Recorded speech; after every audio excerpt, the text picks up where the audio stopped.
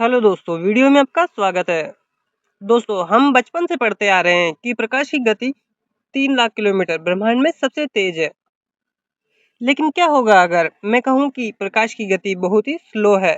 जी हाँ, आपने सही सुना। पृथ्वी पर लाइट की स्पीड हमें बहुत तेज लगती है, क्योंकि पृथ्वी पर लाइट 1 सेकंड में 7.5 चक्कर लगाती है। यह काम हमारे पलक झपकते ही हो जाता है। इसीलिए हमें लगता है कि प्रकाश की गति सबसे तेज है। लेकिन जैसे ही हम पृथ्वी से बाहर हमारे सौरमंडल में कदम रखते हैं, तब प्रकाश की असलियत हमारे सामने आती है।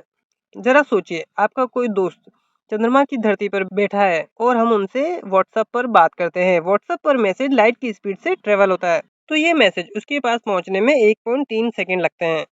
इतना टाइम सहनीय है, लेकिन जैसे ही हम हमारे मंगल ग्रह पर बैठे किसी दोस्त को मैसेज करते हैं, तो मैसेज को वहाँ पहुँचने में 3 से 22 मिनट तक का समय लग सकता है।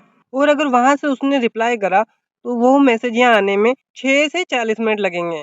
6 से 40 मिनट का अंतर इसलिए है, अगर मंगल पृथ्वी की सबसे करीबी पॉइंट पर है, तो हमें 6 मिनट लगेंगे, और अगर मंगल ग्रह पृथ्वी से सबसे ज़्यादा दूरी वाले पॉइंट पर है, तो हमें 40 मिनट तक का समय लगेगा।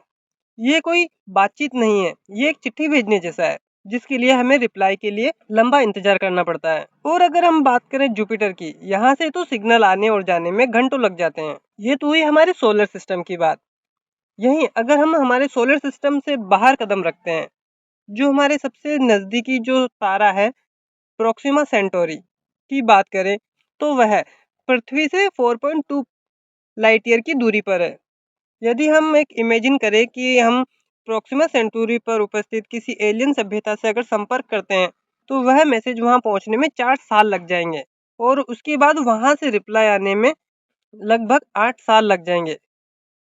क्या आप अब भी कहेंगे कि प्रकाश की गति सबसे तेज है? यह तो कुछ भी नहीं।